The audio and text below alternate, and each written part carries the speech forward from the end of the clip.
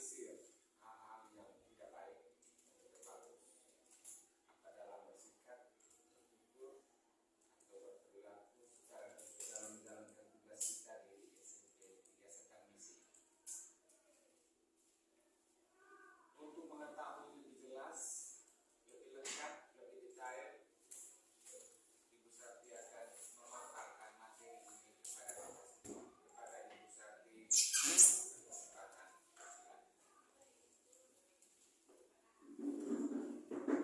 Terima kasih kepada Pak Kris yang sudah membuka secara resmi kegiatan kita pada siang hari ini. Sebelumnya saya ucapkan terima kasih dan semangat pagi untuk kita semua. Salam pagi. Ya.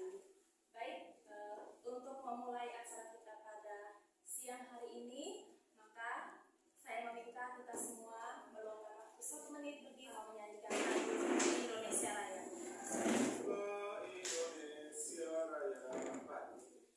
Indonesia tanah airku, tanah tumpah darahku.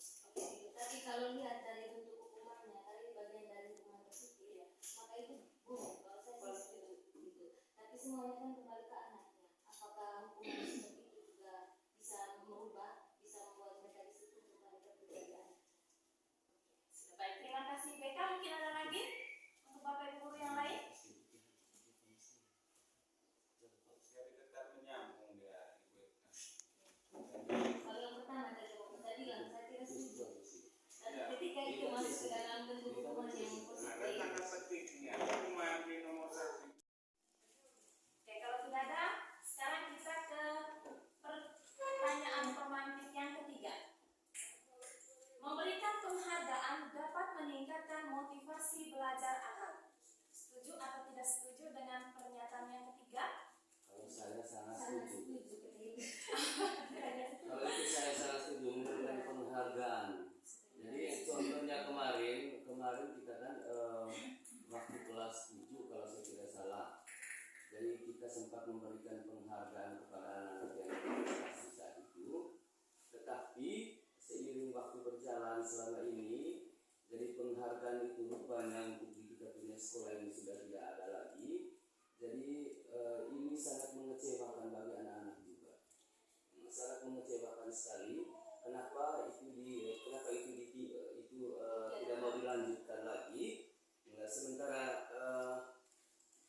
yang kita lakukan itu kan itu hal yang sangat bagus sebenarnya, karena anak-anak itu bisa mereka bisa bangga dengan mereka punya pencapaian sendiri. Jadi kalau saya sangat setuju. Oke, baik, terima kasih Pak Yos. Mungkin ada lagi dari teman-teman yang lain? Ya, semua setuju. Oke, Ibu Nola di belakang angkat tangan. Gimana kita dengarkan dulu? Saya juga setuju memberikan penghargaan dan meningkatkan motivasi belajar anak. Karena apa? Memberikan penghargaan kepada siswa itu dapat meningkatkan motivasi belajar dan memberikan rasa percaya diri kepada siswa. Karena apa? Penghargaan juga dapat memotivasi siswa untuk terus bersemangat dan berprestasi. Karena apa? Penghargaan dapat diberikan dalam bentuk ujian hadiah atau bentuk yang sesuai dengan prestasi. Baik, terima kasih Bu Nola. Alasannya luar biasa sekali dengan berbagai statementnya Ibu Nola tadi. Beliau mengatakan bahwa beliau setuju dengan pemberian penghargaan dapat memotivasi belajar anak dengan alasannya tadi. Baik, terima kasih Bapak Ibu Guru. Ya, mungkin ada lagi yang perlu ditambahkan oleh Bapak Kris. Jadi Bapak Ibu guru hebat, memberikan penghargaan itu jangan cuma bergantung kepada hal yang fisik atau material. Say thank you, ini bagian dari penghargaan atau applause. Proud to our students. Memberikan apresiasi tidak dalam bentuk barang atau benda atau yang bersifat material, tetapi verbal, komunikasi verbal itu juga akan memberikan semangat, memotivasi belajar. Jadi memberikan pujian atau mengucapkan terima kasih ketika mereka melakukan sesuatu di dalam kelas, misalnya telah menyelesaikan satu nomor soal di papan tulis. Soal benar atau salah itu lain, tapi memberikan penghargaan, apresiasi kepada siswa itu adalah hal yang positif. Baik, terima kasih Bapak Kris. Baik teman-teman, kita sudah sama-sama mendengar tadi jawaban dari teman-teman berkaitan dengan pernyataan yang ketiga. Ada yang setuju, ada yang tidak setuju dengan juga alasannya yang masing-masing. Sekarang dari ketiga pertanyaan pemantik ini kita beralih ke poin yang berikut, perubahan paradigma, teman-teman. Ya, sebelum kita nanti masuk kepada materi lanjutannya, Ibu mempunyai sebuah permainan. Di situ ada instruksinya untuk kita semua, kegiatan kepalan tangan. Jadi di sini nanti permainannya berpasangan, maksudnya satu kelompok 2 orang, karena nanti ada permainan berkaitan dengan kepalan tangan. Apa yang akan kita lakukan? Ini instruksinya. Ada A dan B, Anda dan teman Anda, Bapak Ibu Guru dengan temannya nanti, makanya diminta 2 orang. Sobeklah secari kertas kecil, ini nanti Ibu bagikan kertasnya. Tuliskan benda atau sesuatu yang sangat berharga untuk Anda. Letakkan di salah satu tangan Anda dan genggam benda atau sesuatu tersebut dengan segala daya upaya. Buatlah sebuah kepalan tangan. Teman Anda, yang B, akan mencoba dengan sekuat tenaga dengan berbagai cara untuk meminta Anda memberikan benda tersebut. Sederhananya begini. Yang 2 orang itu nanti Ibu akan berikan kertas ini, nanti yang satunya akan menuliskan barang berharga apa yang dimiliki atau yang intinya barang berharga yang dimilikinya. Ditulis lalu dipegang. Yang nanti di dalam kertas itu ditulis barang berharga itu dipegang atau dikepal. Lalu teman yang satunya lagi berusaha untuk mengambil dengan cara apapun. Nah, yang bertugas menjaga karena itu barang berharganya,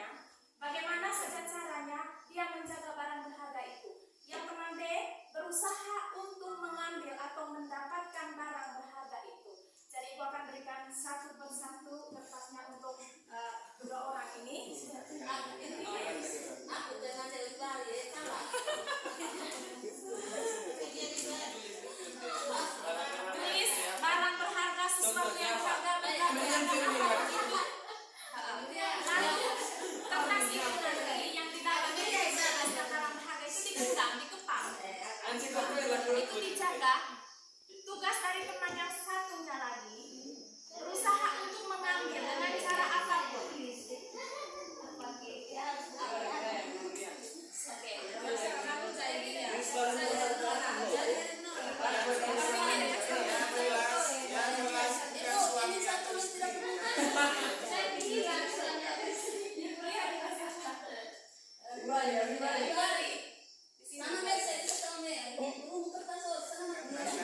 Kamu kalau sudah ditulis lalu dikepal, pekerjaan teman sebelahnya berusaha untuk mengambil dengan cara apapun.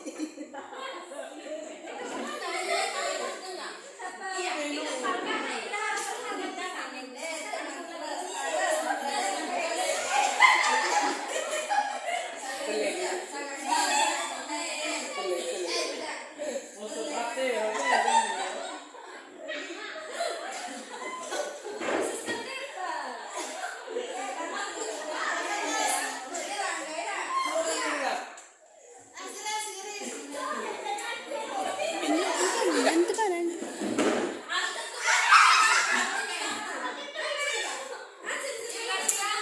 Baiklah teman-teman, terima kasih atas partisipasinya dalam kegiatan ini. Sekarang ada pertanyaan di bawah itu. Apa yang terjadi? Nah, sekarang Ibu minta tanggapan dari teman-teman tadi yang sudah bermain. Silakan pertama ke Ibu Sis.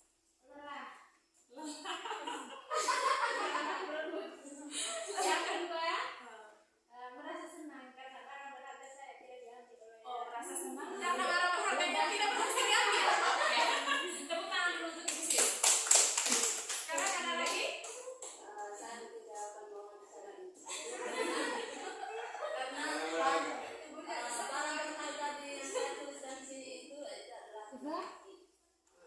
Katakan tadi, nah, barang ini saya kepal sekuat mungkin supaya hati yang saya miliki tidak direbut oleh orang. Wow. Tepuk tangan untuk Ibu Teli. Ya, sekarang Pak Vicky. Oh, ada yang berhasil. Ada yang berhasil karena berhasil mengambil ini ya, berebut. Oke, merasa senang karena barangnya diharapkan yang terdapat diambil. Oke, terima kasih untuk Pak Vicky. Kita berikan aplaus untuk Pak Vicky. Sekarang kurang satu lagi tadi ya, kelompoknya Ibu Ria dan Ibu Ali. Setelah barang berharga kita diambil oleh orang lain, ada perasaan kecil. Karena sesuatu yang berharga itu diambil oleh orang lain. Oke, baik teman-teman, terima kasih atas jawabannya semua. Ada yang berhasil, ada yang tidak berhasil. Nah, pertanyaan di situ tadi, apa yang terjadi? Oke teman-teman, berkaitan dengan pertanyaan ini, nah untuk teman-teman yang berhasil menjaga tadi, kita nanti berkaitan dengan perubahan paradigma teori kontrol. Jadi yang dilakukan tadi itu berkaitan dengan teori kontrol kita, mengontrol diri dan mengontrol orang lain. Nah sekarang di situ ada 4 ilusi kontrol. Ada 4 ilusi kontrol. Kalau yang berkaitan dengan kita berarti ilusi kontrol guru terhadap murid dan terhadap teman-teman juga boleh. Sekarang yang pertama di sini ilusi guru mengontrol murid. Kemudian yang kedua ilusi bahwa kritik dan membuat orang merasa bersalah dapat menguatkan karakter. Kemudian yang ketiga ilusi bahwa semua penguatan positif efektif dan bermanfaat. Yang keempat, ilusi bahwa orang dewasa memiliki hak untuk memilih teman-teman. Kegiatan yang sudah kita lakukan tadi itu berkaitan dengan bagaimana peran kontrol kita terhadap diri kita sendiri. Jadi, secara sederhananya begini, orang lain tidak akan bisa mengontrol kita. Yang bisa mengontrol kita adalah cuma diri kita sendiri. Jadi, yang berkaitan dengan guru mengontrol murid, membuat orang merasa bersalah dapat menguatkan karakter, kemudian semua penguatan positif, efektif, dan bermanfaat, sampai yang terakhir orang dewasa memiliki hak untuk memaksa, itu hanya sebatas ilusi. Pernyataan ini teman-teman oleh seorang guru juga, seorang psikologi juga namanya William Glasser. Jadi ada 4 poin ini hanya sebagai ilusi. Jadi seperti itu teman-teman. Sekarang kita beralih ke poin berikutnya. Perubahan paradigma stimulus respon ke teori kontrol.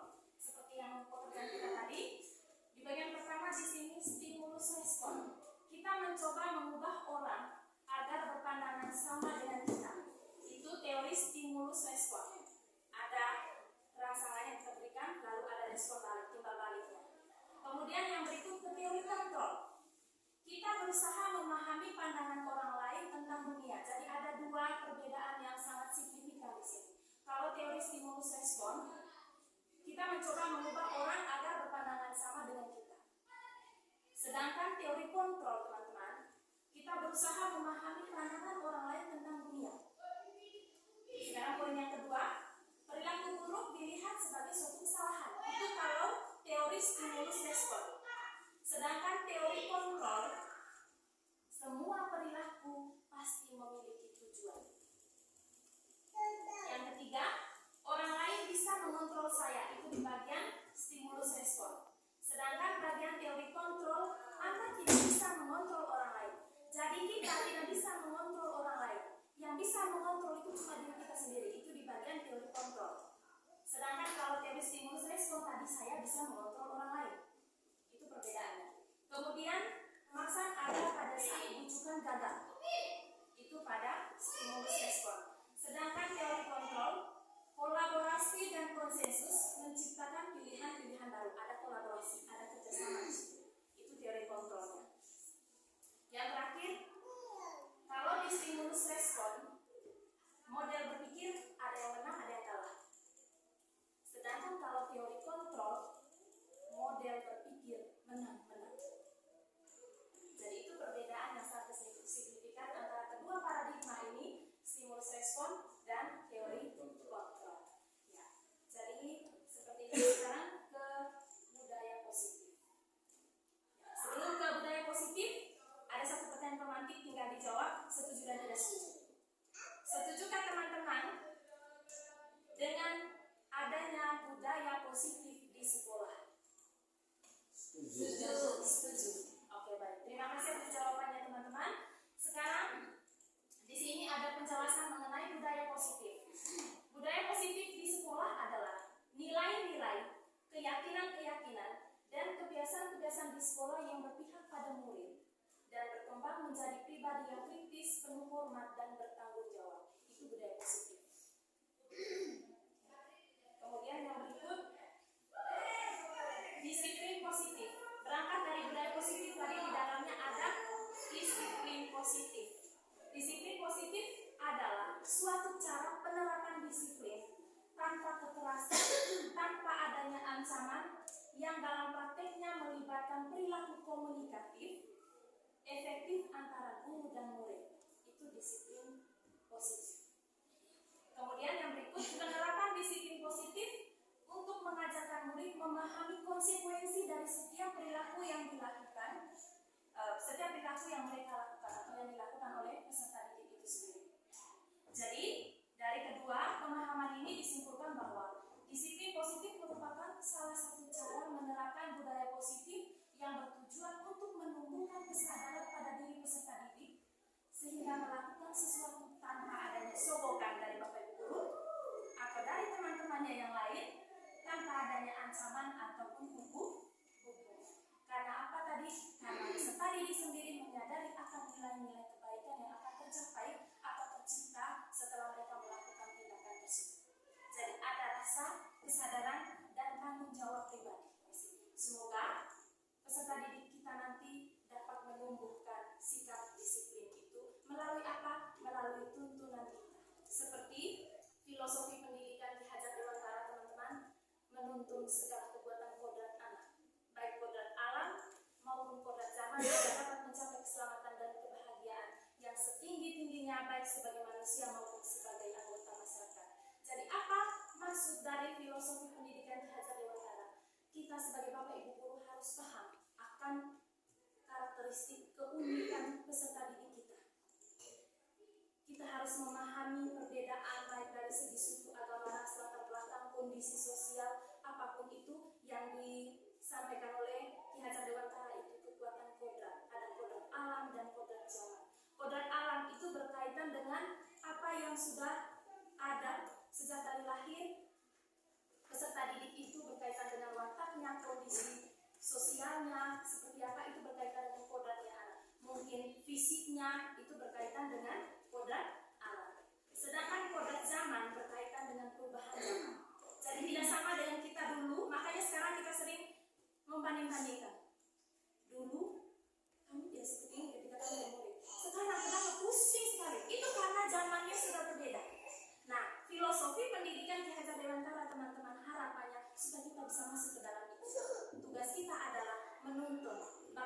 Dewantara mengibaratkan guru itu sebagai petani yang menanam benih di ladang, merawatnya untuk tumbuh dan berkembang dengan baik. Itu filosofi Bapak Ki Hajar Dewantara. Jadi apa yang mau dicapai oleh murid kita itu tergantung bagaimana kita bisa melihat kedua kodrat anak itu. Lalu tugas kita cuma sebagai fasilitator. Jadi itu berkaitan dengan perubahan paradigma sampai kepada disiplin positif tadi. Sekarang berikut, nah kita lanjut ke nilai-nilai kebajikan atau nilai-nilai kebaikan. Sekarang kita sudah berada pada penerapan kurikulum merdeka atau merdeka belajar. Belajarnya merdeka, peserta didiknya juga merdeka. Nah, dasar dari itu teman-teman, karena diharapkan berdasarkan dengan filosofi pendidikan Ki Hajar Dewantara supaya tercapai ini nilai-nilai kebaikan atau kita bisa menuntun anak-anak agar mereka dapat mewujudkan nilai-nilai kebaikan ini supaya apa tadi seperti yang diharapkan oleh Ki Hajar Dewantara itu dapat selamat dan bahagia baik sebagai manusia ataupun sebagai anggota masyarakat.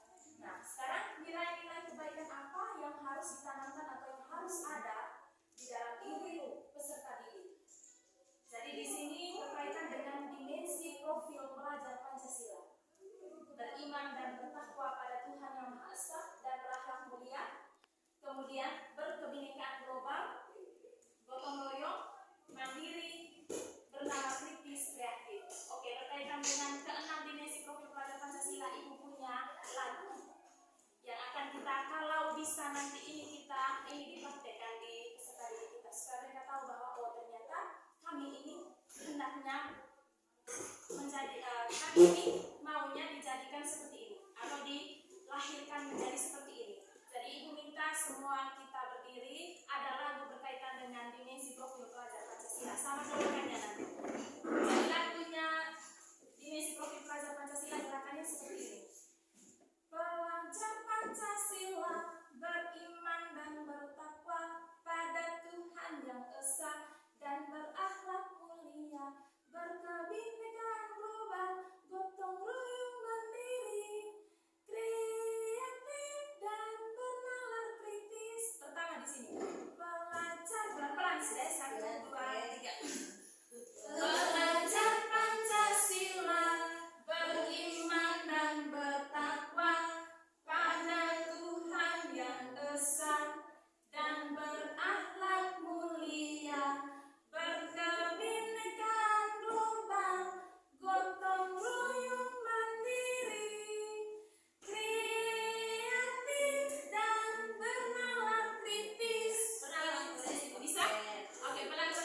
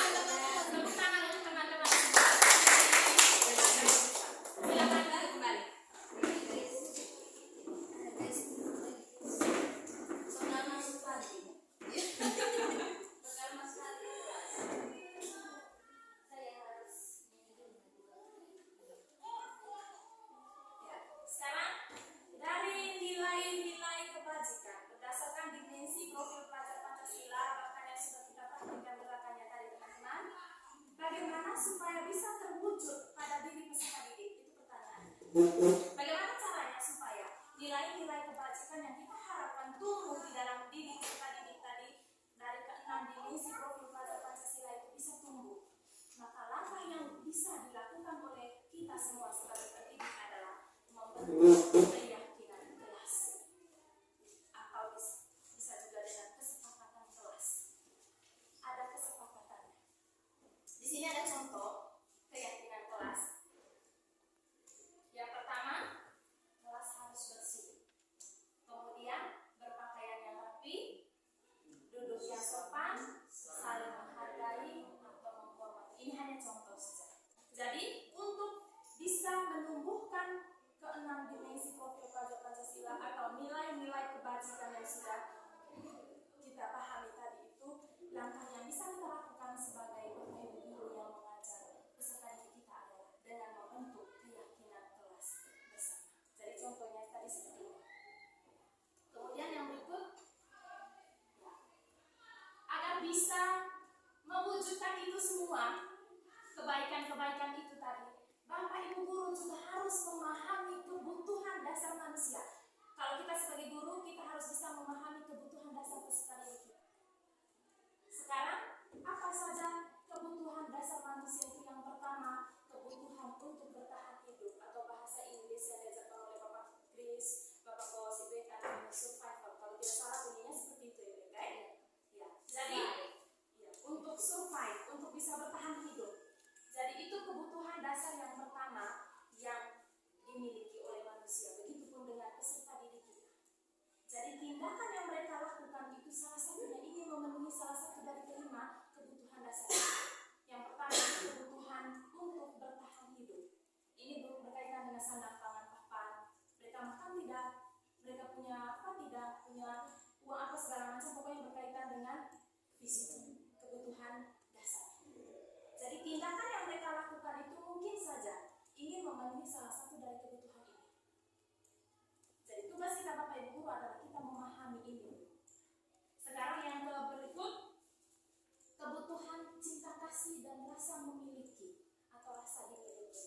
Kasih sayang, love and belonging. Jadi peserta didik melakukan sebuah tindakan itu karena atas dasar ingin memenuhi kebutuhan cinta kasih atau rasa memiliki, rasa dicintai oleh siapa? Oleh kita sebagai Bapak Ibu guru. Terkadang kita merasa bahwa peserta didik kita begini, mungkin dia hendak meminta perhatian dari kita. Perhatian apa? Karena dia ingin memenuhi kebutuhan dasar cinta kasih atau rasa diterima, rasa dihargai, rasa diamong istilahnya. Kita mengambil dia sebagai anak kita yang kita harus tumbuhkan dia, kita harus bimbing, tuntun dia, fasilitasi dia. Jadi tugas kita Bapak Ibu guru memahami poin yang kedua di sini, kebutuhan cinta kasih. Kemudian yang ketiga, kebutuhan dasar akan kesenangan. Fun, having fun katanya. Kita manusia, begitu pun dengan peserta didik kita, memiliki salah satu kebutuhan dasar akan kesenangan. Kita menginginkan sesuatu yang akan membuat kita merasa tertawa, happy, karena ada kebutuhan kita akan kesenangan. Berikut, kebutuhan akan kebebasan, freedom atau apa? Free, ya? Ya. Kita menginginkan kebebasan, tidak terikat, tidak diatur-atur, tidak digenggam. Kita ingin bebas, yang kita lakukan itu atas dasar kemauan kita sendiri. Dan tercapai itu, maka kebutuhan dasar akan kebebasan itu terpenuhi. Itu kebutuhan dasar yang keempat. Yang terakhir, kebutuhan akan kekuasaan. Sebagai pemimpin, jadi tugas kita Bapak Ibu guru adalah memahami kelima kebutuhan dasar yang ada pada peserta didik. Kita bisa renung sendiri ketika kita mengalami sesuatu atau ada hal yang kita ingin capai tetapi tidak tercapai, pasti itu juga berpengaruh terhadap perilaku kita. Begitu dengan peserta didik. Jadi tugas kita pahami dulu kelima kebutuhan dasar ini supaya kita bisa mengambil tindakan yang bijak untuk peserta didik kita di kelas kita masing-masing. Sekarang kita beralih ke ini 5 posisi kontrol kita, Bapak Ibu.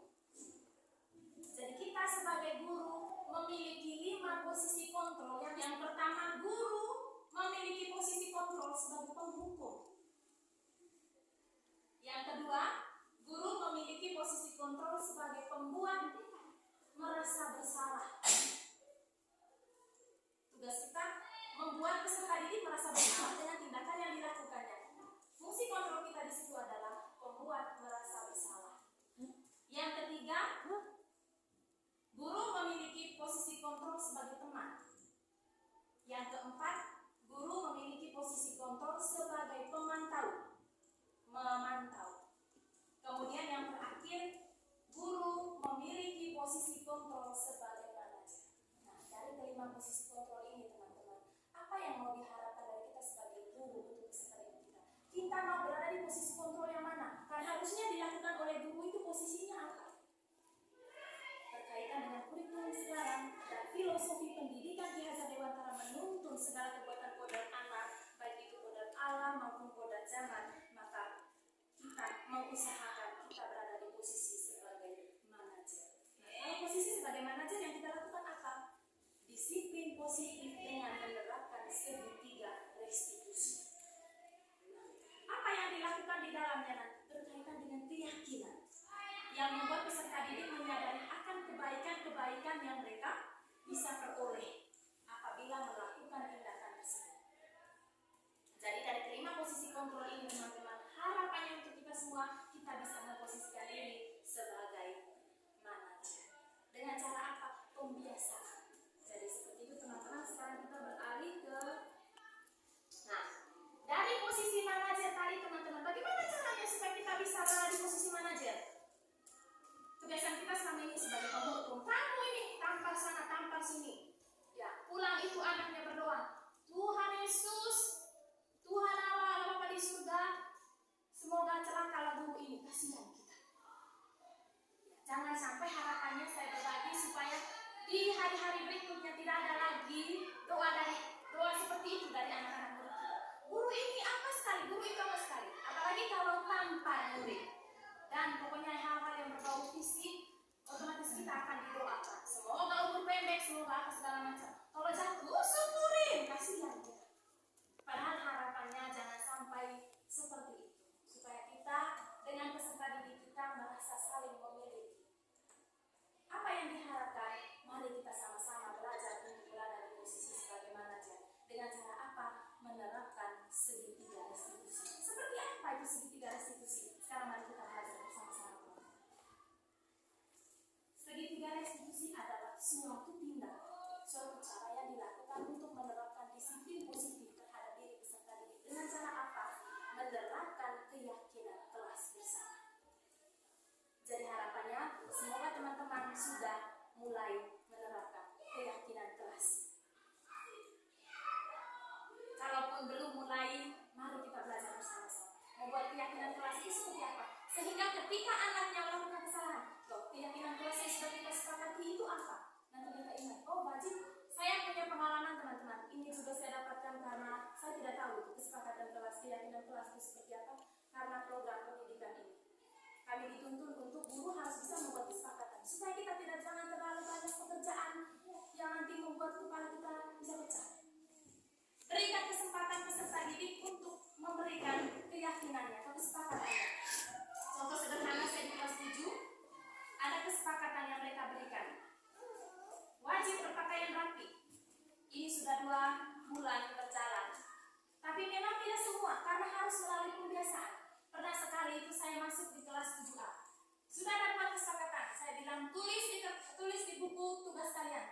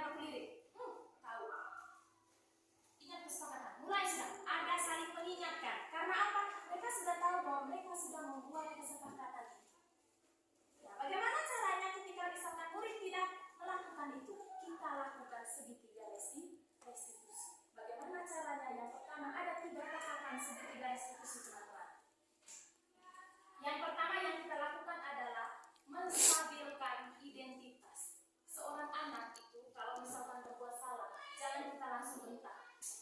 Jangan kita langsung masuk kepada kesalahan yang dibuat. Kita memanggilnya dulu, lalu kita stabilkan identitas. Ketika identitasnya sudah stabil, fisik psikisnya sudah stabil, dia akan bisa memberikan pernyataan karena tindakan yang dilakukan tadi kembali ke motivasi itu pasti ada tujuan. Setiap tindakan yang dilakukan anak itu karena ada tujuan, baik tindakan buruk, tindakan baik, ada sesuatu yang ingin dia capai.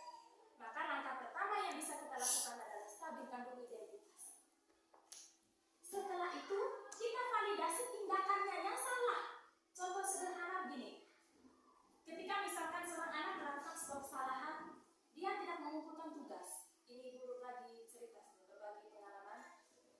Lalu anak tersebut dipanggil. Lalu kita stabilkan identitas dengan mengucapkan ucapan selamat, lalu tanya kabarnya, bagaimana keadaannya hari itu. Ketika dia sudah dalam posisi stabil, kita tanyakan, hari ini tugasnya kenapa tidak dikumpulkan? Nada suara kita juga teman-teman ini pengalaman. Saya biasanya selama ini nada suara saya biasanya kalau di room biasanya pertama karena saya belum belajar seperti apa sebenarnya harapan yang mau dituju dari pendidikan itu. Saya tidak memikirkan suara saya langsung seperti saya sedang mengajar murid saya karena ya tugas saya sebagai guru itu berkuasa sudah menghukum murid, memberikan rasa bersalah kepada mereka. Ternyata tidak teman-teman. Kita harus sebagai mengajar. Kita renung kembali apakah kita sudah melaksanakan itu semua. Kalau tidak, mari kita sama-sama belajar. Kita sebagai guru sekarang belajar itu sepanjang hayat katanya. Kalau tidak salah. Ya. Jangan ketika sudah di kuliah dulu selesai sudah belajar. Karena saya sudah jadi guru bentar-bentar dasar apa segala macam. Kasihan. Kita nanti didoakan setiap hari dengan doa yang tidak baik-baik. Maka ketika dia sudah sampaikan tadi kembali ke tindakan tadi. Pasti anak tersebut ketika posisinya sudah stabil, dia akan sampaikan alasan. Ibu saya begini karena begini. Saya contoh sederhana anak saya, anak di kelas 7. Saya panggil, kan dia mau tugasnya hari ini kenapa tidak dikumpulkan? Lupa.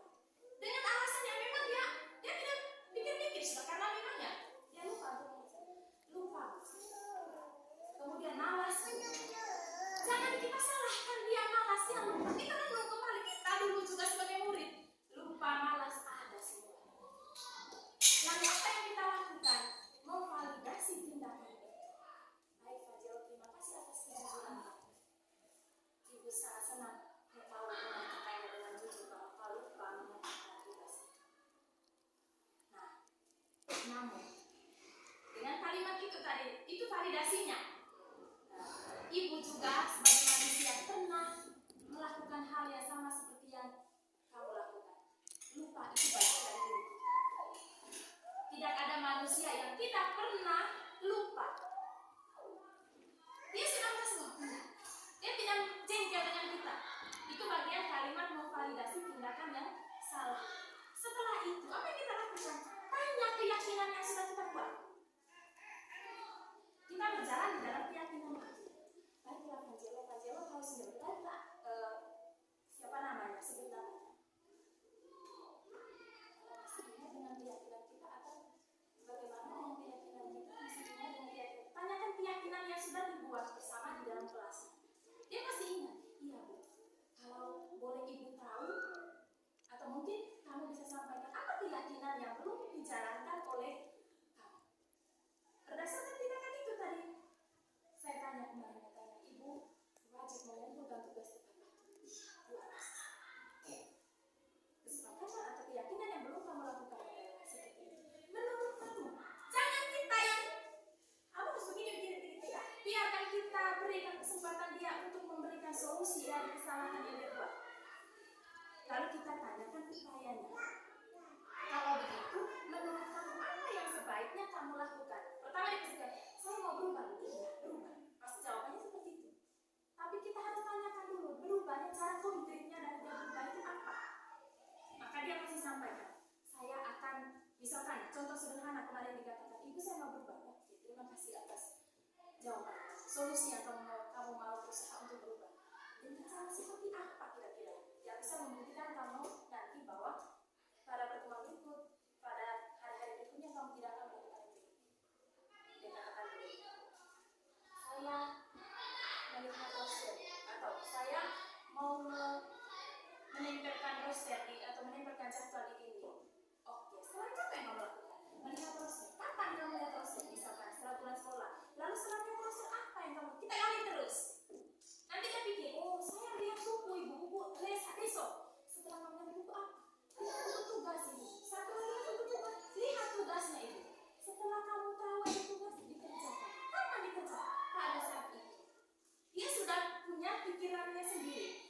sudah punya solusinya sendiri. Nah, itulah segitiga restitusi. Nah, berikut mungkin ada pertanyaan dari teman-teman dulu. Mari kita gali bersama-sama. Oke, silakan Dede. Dari saya sangat menarik sekali bicara soal segitiga ini. Tapi di sini kebetulan saya posisinya sebagai wali kelas dan persoalan yang saya hadapi di sini itu dengan siswa utamanya wali kelas itu ketidakhadiran. Jadi ada satu orang anak yang saya juga berusaha untuk bertanya dengan lembut. Itu yang saya rasa harus bertanya dengan lembut. Terus saya juga tanya kamu maunya gimana, maunya apa, terus kenapa selalu seperti ini, ada apa gitu. Jadi dia itu kalau ditanya-tanya terus justru dia tidak jawab, lebih banyak dia. Dan saya juga tidak bisa rasa. Jadi saya pernah kasih pilihan, bagaimana kalau kau pindah kelas ya, kau mau kau pindah ke kelas ya, atau tidak nyaman dia tidak duduk sebagai wali kelas di sini, tidak ada jawaban apa-apa dari dia. Jadi jujur sejauh ini saya tidak pernah pukul, tidak pernah kasar, saya sama-sama bertanya dengan penuh kelembutan. Tapi sepertinya segala bentuk kesalahan seperti itu tetap tidak ada perubahan. Ada saat dia itu tidak datang sampai 2 atau 3 hari. Akhirnya kemarin itu saya suruh dia menghadap ke ibu Wakasek Kesiswaan. Saya belum tahu apa yang disampaikan oleh Wakasek Kesiswaan, tapi memang setelahnya dia hadir. Tapi ada saatnya dia begini, nanti tidak hadir lagi seperti itu. Jadi di sini saya mau tanya, kira-kira hal ini juga kan berhubungan dengan pendekatannya, pendekatan kita sebagai wali kelas kepada anak didik itu. Kira-kira pendekatan seperti apa sih yang harus saya ambil untuk menghadapi persoalan seperti ini? Karena saya juga bertanya-tanya dalam diri, kira-kira tindakan apa yang bagusnya, yang tepatnya. Baik, terima kasih Ibu Eka atas pertanyaannya, sekaligus juga ini diskusi kita bersama. Saya ingin berbagi hari ini tadi kita ada di dalam kegiatan ini untuk berbagi diskusi dan bagaimana. Karena kegiatan ini kita berdiskusi untuk bisa berkolaborasi mencari solusi bersama atas masalah yang dialami oleh peserta didik.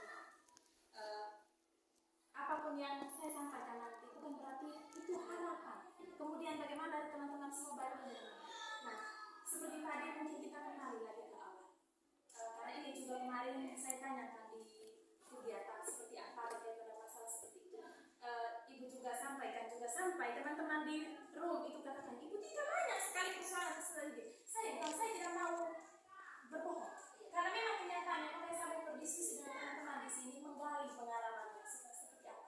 Nah, berkaitan dengan yang Ibu Eka sampaikan tadi itu, yang pertama karena berkaitan dengan pendekatan, kita memahami dulu kebutuhan dasar. Tindakan yang dilakukan oleh anak tersebut pasti ada di dalam kebutuhan 5 kebutuhan dasar yang tidak terpenuhi. Misalkan mungkin karena status di belakang atau karena ada apa, kita pahami dulu itu sehingga kita bisa membuat tindakan yang tepat. Kita melakukan pendekatan dengan cara itu tadi. Kita memahami dulu kalau misalkan seperti itu keadaannya hari ini dia bilang iya ibu, kemudian besok ada lagi, berarti ada sesuatu dari kebutuhannya itu yang tidak terpenuhi. Entah itu kebutuhan akan survivalnya, kesenangannya, kebebasannya. Dari situ apa yang kita lakukan? Ketika kita sudah paham, kita sudah gali bagaimana story backgroundnya, kita sudah paham, kita memikirkan apa langkahnya setelah itu. Kalau misalkan kita tidak bisa berpikir menciptakan solusi sendiri, coba bertanya dengan teman-teman.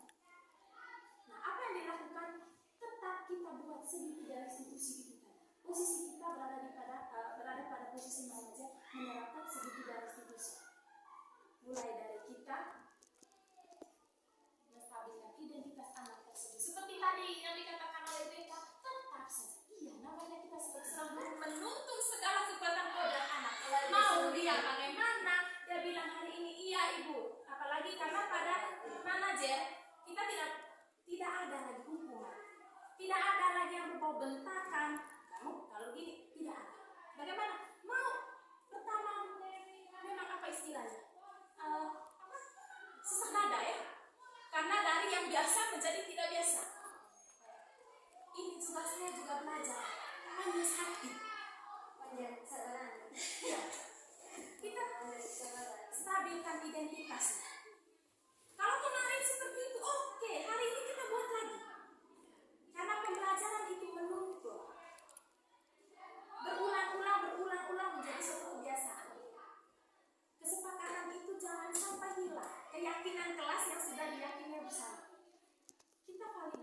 tindakannya yang salah itu. Oke, kemarin bagaimana janjinya? Saya begini. Lalu hari ini bagaimana? Saya berbuat lagi. Menurut kamu bagaimana? Dia berpikir dulu. Saya kemarin sudah berjanji dengan ibu Eka. Hari ini buat lagi. Dia pasti berpikir juga. Ibu, saya tidak akan berbuat lagi. Itu janjinya. Oke, bagaimana untuk mewujudkan janji? Nanti dia sampaikan seperti itu. Kita katakan lagi. Terima kasih atas janji yang kamu sampaikan atau apa atas upaya yang kamu sampaikan. Ibu berharap mari berjalan bersama-sama supaya apa yang kami sampaikan hari ini dapat diterapkan. Bagaimana kalau misalnya besok Pak buat lagi? Tugas kita guru teman-teman seperti itu sudah. Berulang-ulang supaya apa? Mereka akan mencapai identitas yang sukses dan itu waktunya panjang. Untuk jangka panjang. Kalau kita berada di posisi teman sebagai pemantau, memang identitas sukses tapi hanya jangka waktu yang pendek. Karena itu motivasi eksternal dari luar itu. Tapi kalau berada di posisi manajer dengan menerapkan segitiga restitusi, dengan berulang-ulang itu kegiatan itu seperti itu. Mau sampai kapan? Mau sampai tamat? Sampai tamat juga boleh. Tetap seperti itu. Kalau posisi manajer tadi kita menghasilkan identitas yang sukses karena peserta didik menghasilkan motivasi dari dalam dirinya sendiri. Dia sadar akan tanggung jawabnya dan sadar akan kebaikan diri. Memang mahal hati teman-teman. Saya juga kemarin sampai ada teman satu dia bilang tidak bisa kalau begini Pak, harus dengan tidak bisa. Ki Hajar Dewantara katakan tugas guru sebagai ibaratnya guru itu sebagai petani menanam benih. Bagaimana caranya benih itu supaya bertumbuh dan berkembang dengan baik akan bisa menghasilkan panen yang melimpah. Tugas kita begitu teman-teman. Jadi saya juga merenung kemarin ketika misalkan ada peserta didik yang begini mulai sudah kecewa. Bahkan yang lebih parah mungkin dengan kata-kata saya berbagi. Saya pernah memberikan kata-kata membuat peserta didik merasa bersalah dengan kata-kata. Itu tidak boleh dilakukan. Karena itu nanti menciptakan identitas yang gagal. Dia merasa bersalah, dia menyalahkan dirinya sendiri. Saya sudah membuat guru ini begini. Saya ini manusia tidak berguna. Jangan sampai ada kalimat seperti itu. Itu harapannya. Kita menciptakan peserta didik jangan sampai mereka menyalahkan dirinya sendiri, menyalahkan orang lain mereka, sehingga mereka tidak akan menjadi orang yang mengalami identitas yang ada yang namanya sama-sama, jadi kalau itu mudah. masalah itu. Maksudnya kita ada pemikiran gini, oh iya saya salah. Memang apa saya bisa ini dari sini saya terkadang pikirnya begini. Sekolah dan orang tua itu harus bergerak bersama. Oke, contohnya gini, oke lah kita menerapkan segala macamnya kompetensi oke yang tidak boleh kasar. Nah sementara mereka didikan di rumah kan ada yang seperti itu bahkan ya kan. Sementara mereka di rumahnya didikannya keras. Kalau belum keras orang tua maka mereka belum berubah. Nah ketika mereka sampai di sekolah mereka salah dan kita didikannya lembut itu tidak ada maksud. Karena apa? Bagi mereka itu tidak salah karena didikannya lembut. Sementara di rumahnya orang tuanya kasar. Dia saya rasa kayak itu bentrok. Jadi bagaimana sih mau? Ya tapi memang ya harus kita jalani saja sebagai guru seperti ini. Terima kasih juga BK. Ini juga satu poin yang disampaikan oleh Ki Hajar Dewantara. Pendidikan itu tidak boleh berjalan sendiri. Sekolah berjalan sendiri, orang tua berjalan sendiri, pemerintah berjalan sendiri. Ketiga-tiganya ada di jalur yang sama. Ketika peserta didik seperti ini, ketika kita kembali ke orang tua, serahkan sepenuhnya ke guru. Salah itu. Maka orang tua harus berkomunikasi baik dengan guru. Anak saya bagaimana begini. Kita cari solusinya bersama-sama. Teman-teman juga yang mau berbagi. Dari saya bukan yang berangkat dari bersama-sama dia apa yang dari sekolah. Jadi pernah bicara tentang mau mendidik karakter anak seperti apa. Nah kalau dari kacamata saya kalau